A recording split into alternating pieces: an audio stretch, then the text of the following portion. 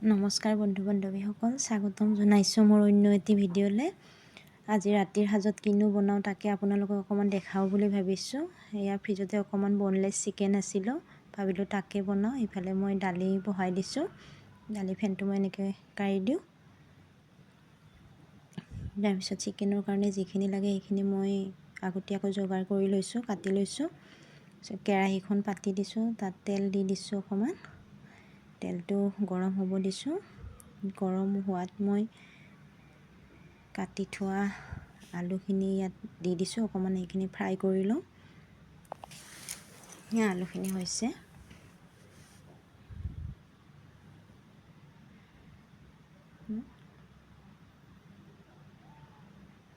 তাৰপিছত মই তাত তেজপাত দুখিলা দি দিছোঁ, শুকান জলকীয়া দিছোঁ 2টা। তাৰপিছত মই পিঁয়াজ দিছোঁ, মই ডাঙৰ চাইজৰ 2টা পিঁয়াজ দিছোঁ। পিঁয়াজখিনি মই আপোনাৰ ৰঙচুৱা হোৱালৈকে ভাজিম। মই যেনেকৈ চিকেন বনাওঁ সেইখিনি দেখুৱাইছোঁ আপোনালোকক। সকলোৱে জানেই বনাব। এয়া পিঁয়াজখিনি মোৰ ৰঙচুৱা হৈ গৈছে। তাত মই আদা, নহৰু, জালুক, লং, ইলাইচি, দালচেনি সেইখিনি পেষ্ট বনাই লৈছিলোঁ, সেইখিনি দি দিছোঁ। ইয়াতে মই একো পেকেট মছলা ব্যৱহাৰ কৰা নাই। এইখিনি মই ভাজিম ধুনীয়াকৈ, মছলাৰ গোন্ধটো নোযোৱালৈকে ভাজিম।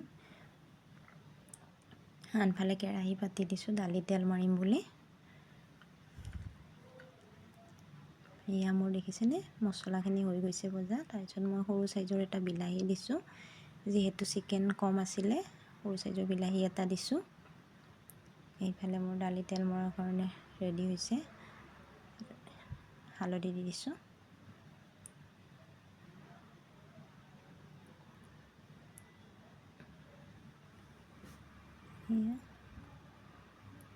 ইয়াতে মই অকণমান ধনিয়াৰ গুড়ি আৰু জিৰাৰ গুড়ি দি দিছোঁ। এইখিনি মই গোটা ধনিয়া জিৰা আনি ঘৰতে মই খুন্দিছিলোঁ। এয়া দেখিছেনে মছলাখিনি ৰেডি হৈ গৈছে। ইয়াতে মই চিকেন দি দিছোঁ।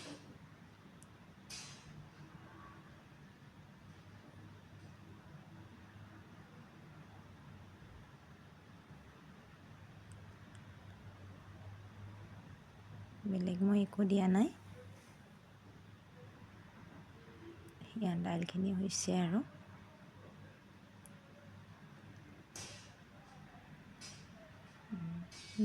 মই ইয়াতে নিমখ হালধি দি দিম সোৱাদ অনুযায়ী।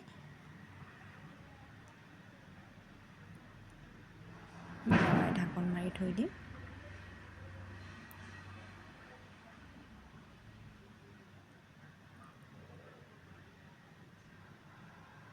এনেকৈ চিকেনটো বনলেছ চিকেনটো ফ্ৰাই কৰি খাই বিৰাট ভাল লাগে। এয়া দেখিছেনে কালাৰ আহিব ধৰিছে।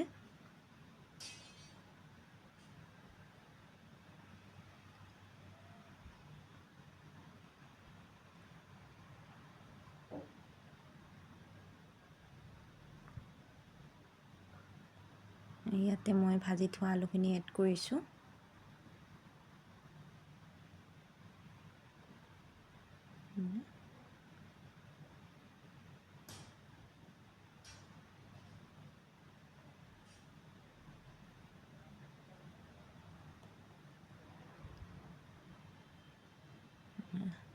চিকেন প্ৰায় হ'বই আৰু। কিমান ধুনীয়া কালাৰ আহিছে দেখিছেনে, খাবলৈও ভাল লাগে।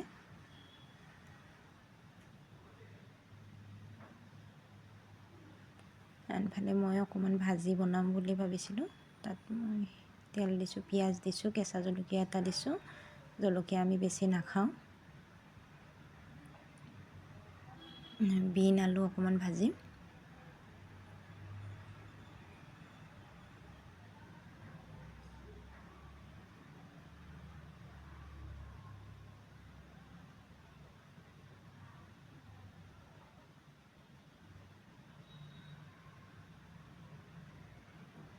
আনফালে মোৰ চিকেন ৰেডি। ইয়াতে মই কেঁচা ধনিয়া কাটি দিছোঁ।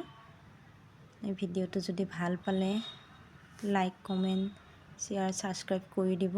যদি ফেচবুকত চাই আছে প্লিজ পেজখন ফ'ল' কৰি দিব। আজিৰ ভিডিঅ'টো ইমানেই আছিলে। ধন্যবাদ। ভিডিঅ'টো ভাল পালে আপোনালোকে জনাব।